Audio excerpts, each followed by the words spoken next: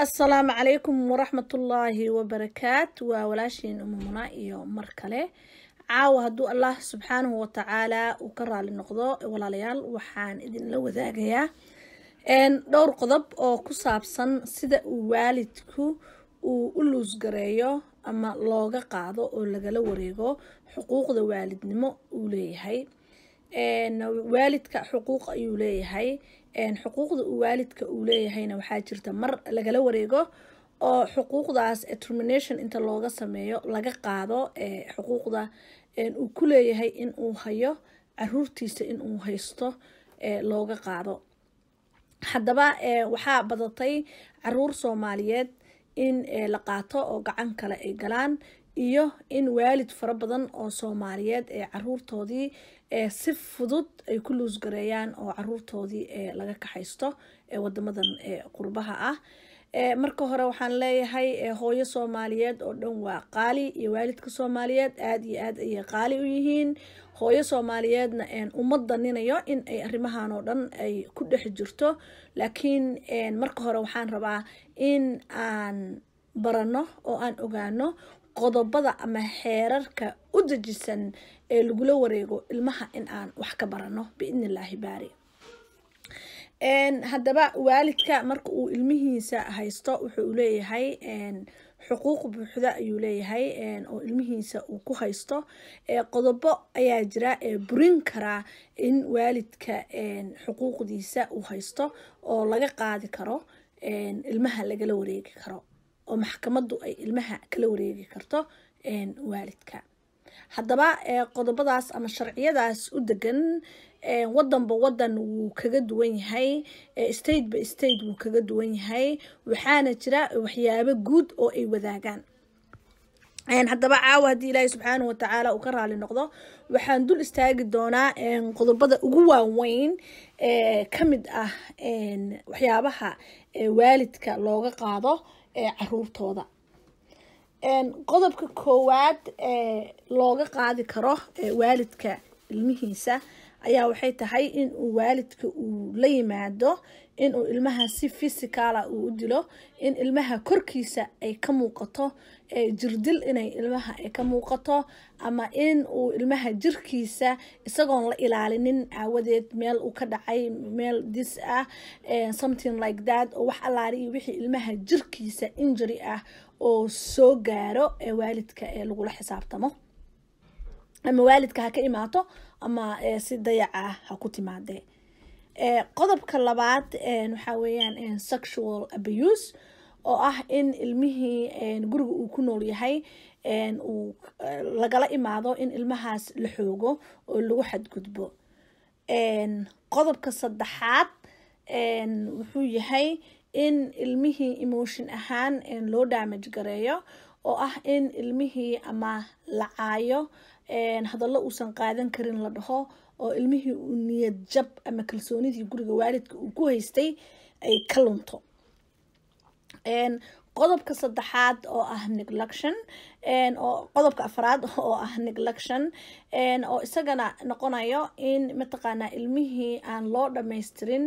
noloshiisii qaabkii uu guriga ugu noolaan lahaa sida in laga fakaro cuntadiisa in laga fakaro gurigii iyo meeshii uu seexan lahaa in laga fakaro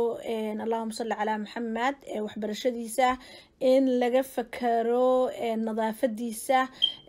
in laga fakaro caafimaadkiisa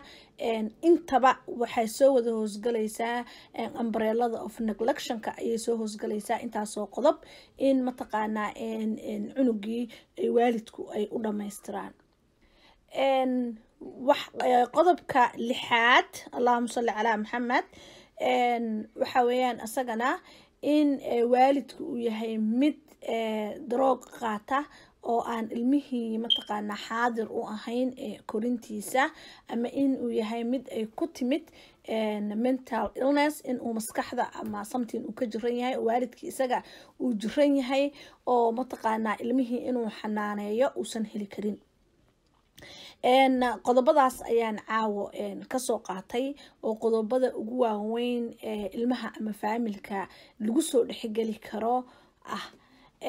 xaqiiqdii in badan oo kale oo waxaa jirta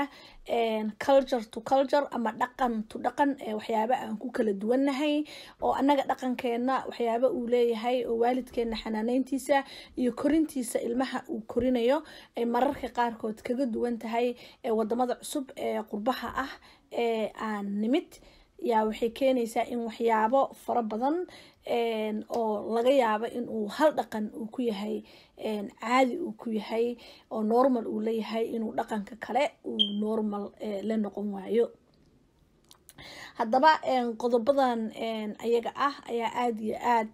ugu waaweyn North America iyo Europe waxyaabaha ilmaha lagu qaato qodob walbana wuxuu u baahan yahay in goonidiisa inta loo kor istaago qodob walba oo aan hadda ka soo hadlay waxa ka soo dhaxbaxaya qodobo fara badan oo qodobkaas ka tarmaya ayaa mataqaana ka soo dhaxbaxaya oo u keenaya in mataqaana Allahumma salli ala Muhammad haddaba qodobadaas aan ka soo hadlay oo dhan waxay wada hoos imaanayaan waxyaabaha keeni kara in uu waalidku waayo waalidnimadiisa in uu waayo waxyaabo badan oo mushtabahaad ah ama soo dhexgeli kara ayaa jira oo ama gabaad waalidka looga soo dhigan karo xaqiiqdii waxaa ka mid ah maasha Allah tabaarakallah in uu waalidku uusan ogeyn ilmaha emotionkiisa ama ilmaha dareenkiisa in uusan la soconin waalidka ayaa ka mid ah oo ilmahaagu uu dareemayo sad uu dareemayo ama murugo uu dareemayo isagoo markaa ka murugaysan dhacdo guriga ka dhacday ama meel kale ka dhacday ayaa ka mid ah waxaa kale oo iyadana ka mid ah oo qodob weyn ah oo ka mid ah violence-ga in guriga dhexdiisa waalidku ishaysta ama waalidku ay yihiin kuwa dagaalama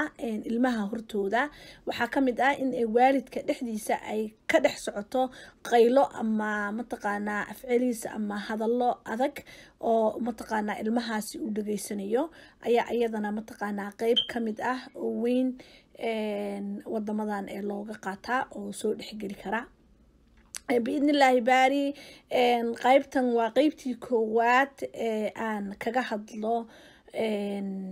محالي هذا اللهم صل على محمد جايل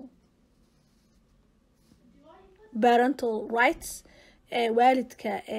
rightska uu ku leeyahay ilmihiisa iyo marka uu beelayo rightska laga qaadayo oo uu xuquuqda uu caruurta uu ku leeyahay